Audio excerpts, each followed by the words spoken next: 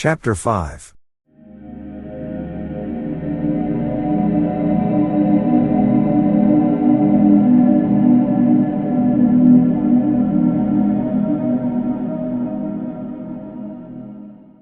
I had been lying with my face away from my uncle's chair, so that in this sudden flash of awakening I saw only the door to the street, the more northerly window, and the wall and floor and ceiling toward the north of the room, all photographed with morbid vividness on my brain in a light brighter than the glow of the fungi or the rays from the street outside.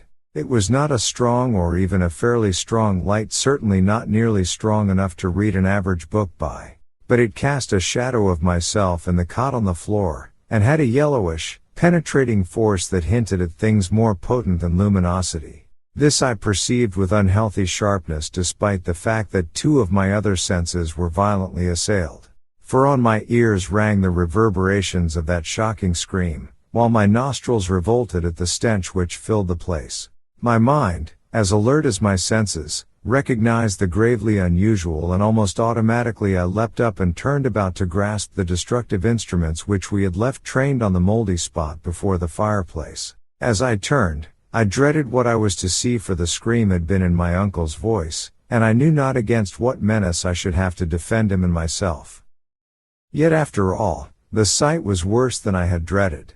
There are horrors beyond horrors, and this was one of those nuclei of all dreamable hideousness which the cosmos saves to blast an accursed and unhappy few. Out of the fungus-ridden earth steamed up a vaporous corpse light, yellow and diseased, which bubbled and lapped to a gigantic height in vague outlines half human and half monstrous, through which I could see the chimney and fireplace beyond. It was all eyes, wolfish and mocking, and the rugose insect-like head dissolved at the top to a thin stream of mist which curled putridly about and finally vanished up the chimney. I say that I saw this thing, but it is only in conscious retrospection that I ever definitely traced its damnable approach to form.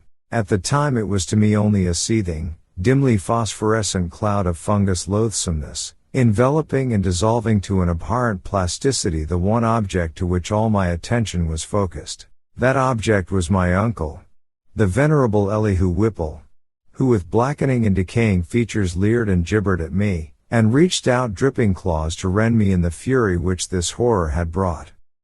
It was a sense of routine which kept me from going mad.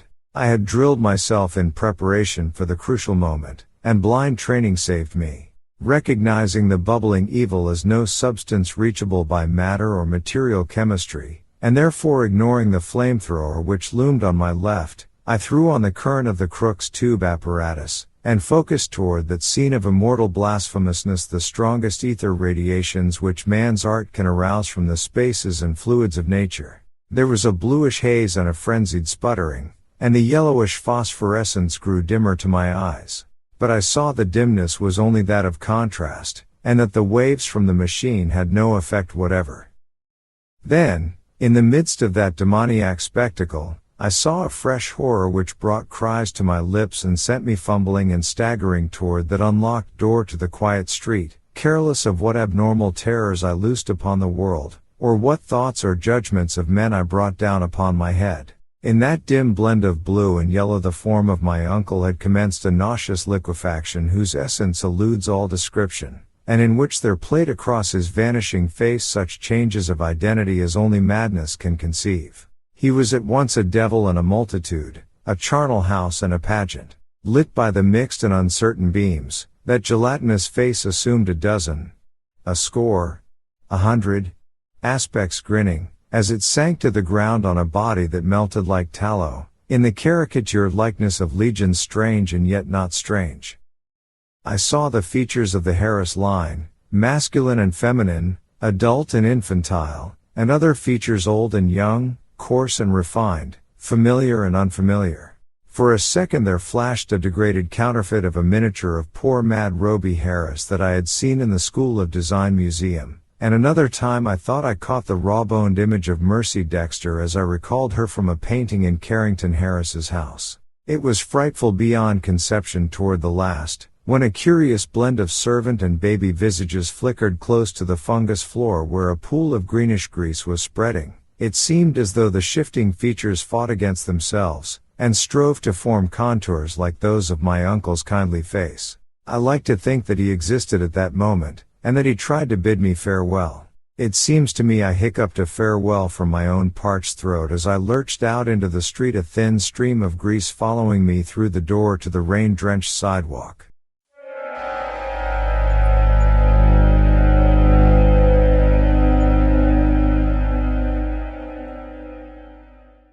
The rest is shadowy and monstrous. There was no one in the soaking street, and in all the world there was no one I dared tell.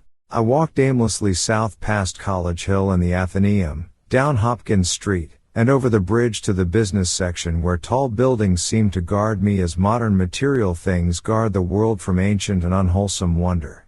Then gray dawn unfolded wetly from the east, silhouetting the archaic hill and its venerable steeples, and beckoning me to the place where my terrible work was still unfinished. And in the end I went, wet, hatless, and dazed in the morning light, and entered that awful door in Benefit Street which I had left ajar, and which still swung cryptically in full sight of the early householders to whom I dared not speak. The grease was gone, for the moldy floor was porous, and in front of the fireplace was no vestige of the giant doubled-up form and niter. I looked at the cot, the chairs, the instruments, my neglected hat, and the yellowed straw hat of my uncle. Dazedness was uppermost, and I could scarcely recall what was dream and what was reality. Then thought trickled back, and I knew that I had witnessed things more horrible than I had dreamed. Sitting down, I tried to conjecture as nearly as sanity would let me just what had happened, and how I might end the horror, if indeed it had been real. Matter it seemed not to be, nor ether, nor anything else conceivable by mortal mind. What, then, but some exotic emanation, some vampirish vapor such as Exeter rustics tell of as lurking over certain churchyards. This I felt was the clue, and again I looked at the floor before the fireplace where the mold and niter had taken strange forms. In 10 minutes my mind was made up, and taking my hat I set out for home, where I bathed, ate, and gave by telephone an order for a pickaxe, a spade, a military gas mask, and 6 carboys of sulfuric acid, all to be delivered the next morning at the cellar door of the Shunned House in Benefit Street. After that I tried to sleep and failing, passed the hours in reading and in the composition of inane verses to counteract my mood. At 11 a.m. the next day I commenced digging. It was sunny weather, and I was glad of that. I was still alone, for as much as I feared the unknown horror I sought, there was more fear in the thought of telling anybody.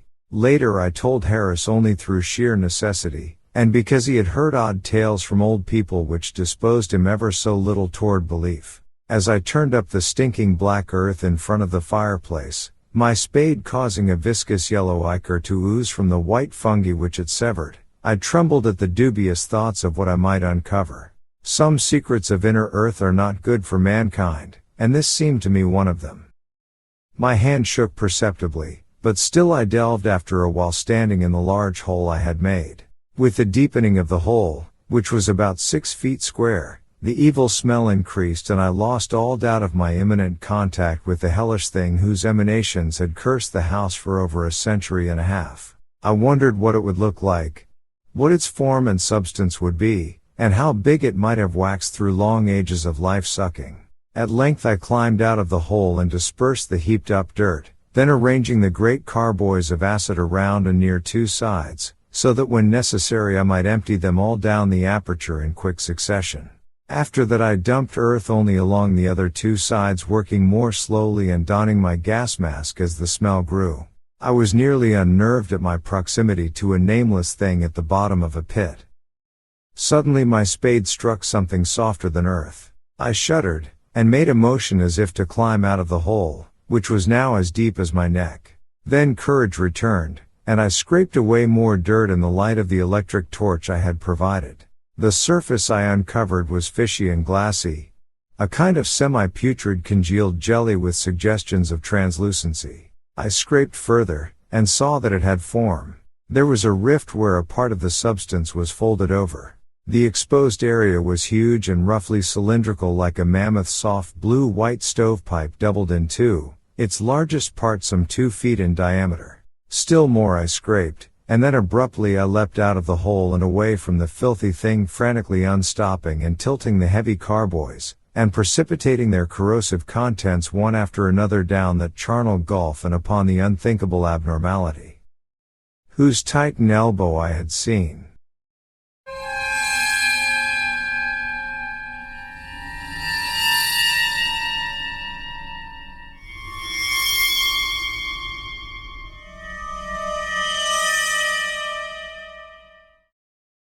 The blinding maelstrom of greenish-yellow vapor which surged tempestuously up from that hole as the floods of acid descended, will never leave my memory.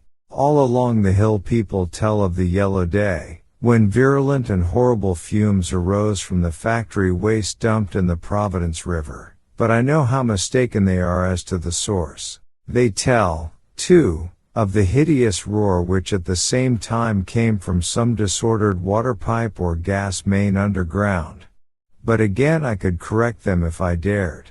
It was unspeakably shocking, and I do not see how I lived through it. I did faint after emptying the fourth carboy, which I had to handle after the fumes had begun to penetrate my mask, but when I recovered I saw that the hole was emitting no fresh vapors.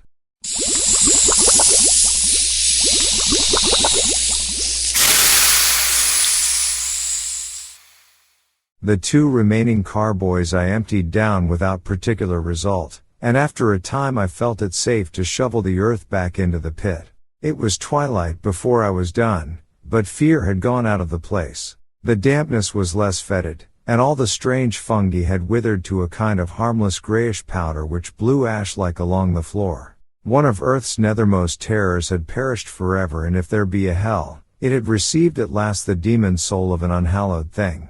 And as I patted down the last spadeful of mold, I shed the first of the many tears with which I have paid unaffected tribute to my beloved uncle's memory.